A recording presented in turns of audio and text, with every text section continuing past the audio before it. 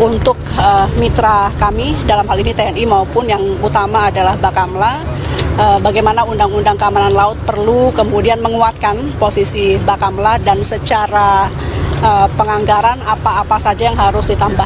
Tentu kita ingin ada 8 KRI, paling tidak itu tidak hanya karena ada kejadian khusus. Nanti nelayan-nelayan kita, kapal-kapal ikan Indonesia akan beroperasi atau mencari ikan di seputar Laut Natuna Utara.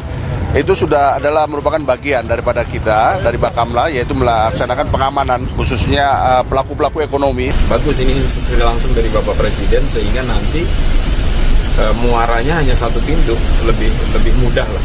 Waktu kita duduk bersama, kita sampaikan, nanti juga saya secara door to door, secara persuasif akan menghadap ke kepala-kepalanya, ke menterinya. Intinya bukan untuk saya, bukan untuk Bakamla, ini tolong digarisbawahi. Ini intinya untuk NKRI, untuk Merah Putih.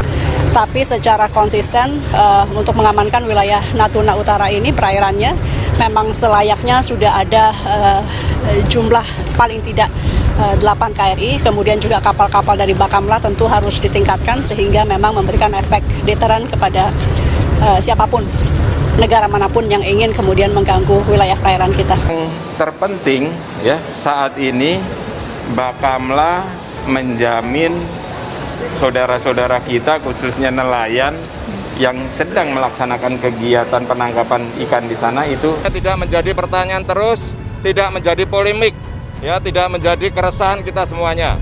Ya unsur-unsur kita, KRI kita, pesawat kita sudah standby di sana terus-menerus. Ya, sudah terus-menerus. Ya seperti waktu saya Pangkuga Belan 1 dulu memimpin di sana. Ya sejak itu KRI kita selalu berada 5 KRI ada di sana.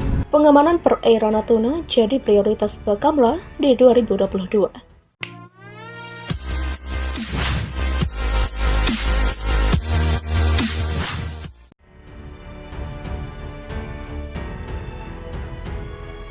Pengamanan perairan Natuna, Kepulauan Riau menjadi program prioritas Badan Keamanan Laut atau Bakamla pada 2022.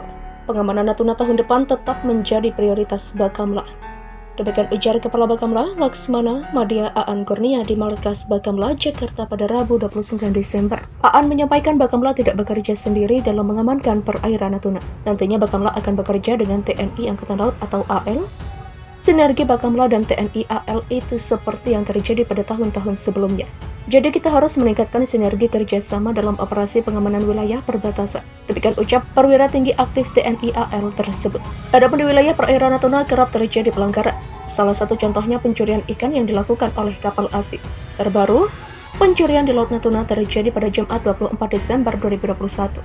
Pihak Bakamla mengamankan kapal berbendera Vietnam yang sedang melakukan aktivitas penangkapan ikan secara ilegal.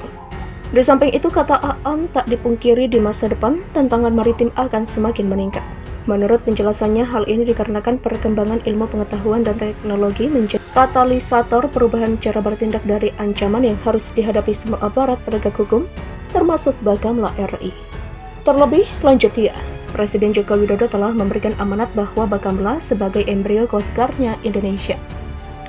Artinya kedepannya para personel Bakamla bakal menjalankan secara penuh tugas dan peran Coast Guard, yaitu security, safety, dan defense. Dalam hal ini sebagai komponen cadangan TNI Angkatan Laut di masa perang. Tugas yang penuh resiko ini menjadi dasar kompetensi personel Bakamla. Demikian tegas Aan. Melihat hal tersebut, Aan menuturkan sumber daya manusia atau SDM Bakamla harus memiliki sikap perilaku pengetahuan, keterampilan, dan kesamaptaan jasmani yang prima layaknya prajurit militer. Dengan demikian tidak salah bahwa ASN Bakamla memiliki kualifikasi paramiliter. Itu yang mendasari pola pembinaan personel Bakamla. Membangun sistem pendidikan dasar yang bersifat semi-militer atau disebut Coast Guard Basic Training. Jelas ya. Terbaru, pencurian di Laut Natuna terjadi pada Jumat 24 Desember 2021. Pihak Bakamla mengamankan kapal berbendera Vietnam yang sedang melakukan aktivitas penangkapan ikan secara ilegal. Di samping itu, kata Aan, tak dipungkiri di masa depan, tantangan maritim akan semakin meningkat. Menurut penjelasannya, hal ini dikarenakan perkembangan ilmu pengetahuan dan teknologi menjadi katalisator perubahan cara bertindak dari ancaman yang harus dihadapi semua aparat penegak hukum, termasuk Bakamla RI.